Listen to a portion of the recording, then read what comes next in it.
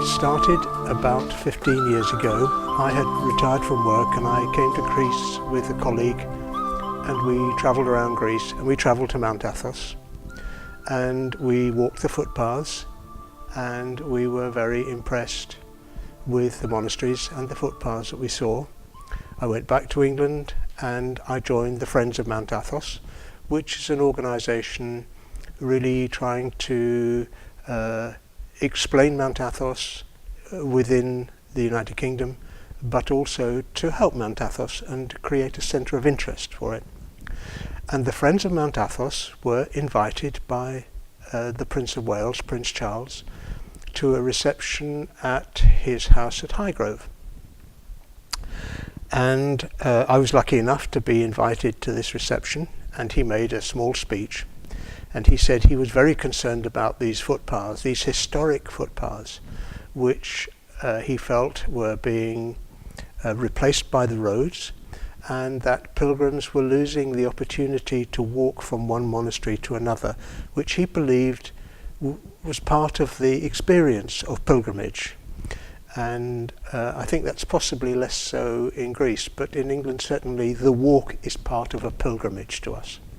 And he said he was concerned about these footpaths, and perhaps the Friends of Mount Athos should do something about this. Well, I had only been a member for a short period of time, but I thought I could make a contribution. I had been working on footpaths in England and I had an idea. So I drove home, and on the way home my wife and I stopped for dinner, and I sat and wrote down all the things I thought we should do. We needed to get an organisation that knew about footpaths to help us, and we needed so many people, and I took this plan home, and then the next day I spoke to Graham Speake, who's the secretary of the Friends of Mount Athos, and said, I think I have a plan for doing this. He said, very good, let's take it to the Prince of Wales and see what he says.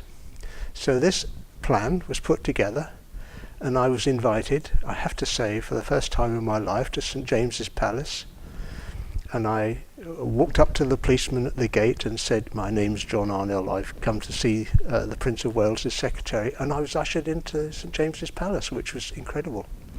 And that was the beginning of the story. I presented the outline plan to his secretary, and he said, right, you organise the people you need and the way the project should go together, and we will go and find enough money to fund you. So we put together our first group, must have been in 2001, because it's a 12-year project, and well, it's been going 12 years. And in 2001, I think we brought 12 people. We had help from a group called the British Trust for Conservation Volunteers, and they knew about how to clear footpaths, the sort of tools and equipment we need, and how to administer something of that size. And we started, and I think we were here at Vatopedi, and we cleared footpaths for 2 weeks to the best of our ability. It was very difficult in those days because some of the footpaths were in quite bad condition. But that was our starting point, and it's never really looked back. The British Trust for Conservation Volunteers, BTCV, and you will probably remember the first team had, I think, 3 members of the 12 were BTCV people, so they were experienced in clearing footpaths. They knew how to do this, and they also knew how to manage those of us that didn't know how. And so that was our starting point, and I think the monasteries appeared to be grateful for the work that we had done. They were very hospitable and very helpful to us. The Prince of Wales appeared to be happy that the work had been done. He came with us. He physically cleared footpaths, and I mean he got cutting and clearing the rubbish away. he got very close to a snake one day, I remember.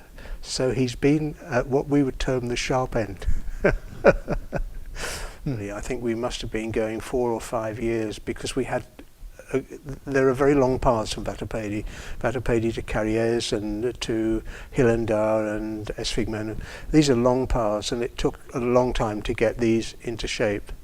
And then we started making contact with Pantocrator and Constamonitu, Kutlamasiu, Zografu, and now Hillendar, and we now operate out of all of these monasteries. We normally come for 2 weeks. We now bring some 20 people, but that's the way the project has developed. Through the Epistasia, through the Prince of Wales, and through the introductions we've had from Vatopedi, we've been to, I think, most of the monasteries and sketies on the Holy Mountain. But this end, I say this end, I mean from Iviron coming in this direction is where most of the footpath work has to be done. If you look down from Daphne going down towards Ayana, most of those footpaths are quite well walked, and then around to the Lavra, they're all quite well walked, and they're not the size of problem that there is at this end. But the number of people now using the footpaths has gone up dramatically.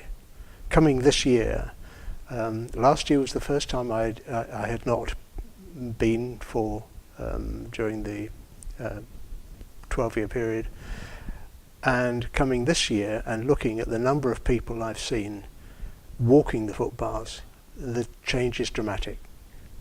Let me tell you an exchange I had with Prince Charles.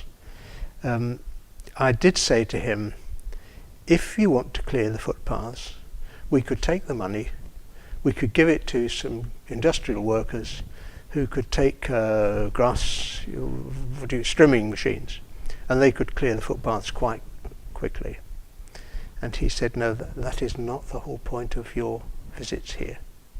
You are here for more reasons than cutting footpaths. Yes, I was aware of that, but it was the confirmation I needed. I think the people that come here, well, we've 3 of our number have converted to Orthodoxy since we've been coming. The influence that Orthodoxy has had, the influence that living in a monastery in the close proximity to monks, to be able to discuss spiritual and theological issues with them, has been an enormous benefit, and it's the bigger treasure. To be frank, it is the bigger treasure, and it's, if you look at the sort of people that come, they are people that are interested in monasteries, in spirituality, in theology. The number of even Anglican priests have been here. There have been several I know, and who have really treasured their visits here. So yes, it has been a much wider project than cutting footpaths. But in fact, I've asked the people coming this year to try and write I've called it a survey, but that's really a humorous what I wanted them to do was to say what they expected before they came, what they expected to find when they came here. What did they actually find? What did they learn, and what did they go away with? And the reason I'm asking them this is because I've been getting this sort of material back from people, but without asking the question. When you look at the annual report that we do, you will see pieces in there from people who really say they didn't know what to expect. There's a little bit about the footpaths they cut and how much work they did, but there's a lot more about the monasteries that they visited and the people that they spoke to and the things that they learned. And I think we will learn quite a lot about this from that piece of work. certainly on wives and children. Let's put that aside. It has an impact on them in two directions. One, they miss us when we're away, but I think most of them understand how precious this project is to us, how precious our visits are. Apart from that, I think there is material that gets published about our visits here. There are presentations made about our visits here, and as you know, they've been made to the Friends of Mount Athos. So I think that way people learn more about it. But there are about 60 people on our list of people who want to come. Of those, it usually comes down to about 25 that can actually come on the correct dates. So there are not many people actually disappointed on a year-by-year basis, but we would expect that about half of the people that come are new. Between a third and a half are new every year. I brought my son. That was very significant for me, that he wanted to come. He lives in Canada, and I remember when he first came, his wife had lost a child actually, before birth, and so he learnt about the girdle of the Mother of God, which he took back to Canada, and subsequently his daughter was born, and I believe, Father, she's in your miracle book. So there have been some pretty wonderful things have happened to me.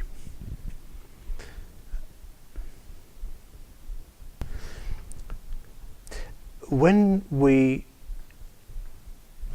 come on the boat, there's a lot of talk. There's talk about what the different monasteries are, what there is to be done, people meeting each other. When we go back, it is very quiet. It's quiet on the bus all the way back to Thessalonica. There's very, very little said. Personally, the thing I notice most of all is there's a noise about, can I refer to it as the outside world, as the world that we've come from. There's a noise there. It's not just sound, it's a visual noise. You see so many colours and so much, you think, not just adverts, but the things that people wear, everything is excessively colourful and noisy. I can't think of a better explanation than that. And that everybody notices when they leave after 2 weeks. And I think it's something that stays with them, and it's a memory. They know where there is some real peace. And they know the difference then between the peace and the noise of the world that we normally live in. Well, I think one thing we've not adequately touched on is the generosity of the monastery. Now, that's the monastery of Attapedi, the abbot and the elders, but it's also the personal generosity of the monks who have spent time with us, who've taken great trouble and actually have accepted us as friends. Coming here, having missed a year, the number of people who came up and said, "It's so good to see you," it's heartwarming. And that generosity is something that we are very, very grateful for. And I hope that the project can continue many years and build on the work that's been done to date. And we can continue to learn from you.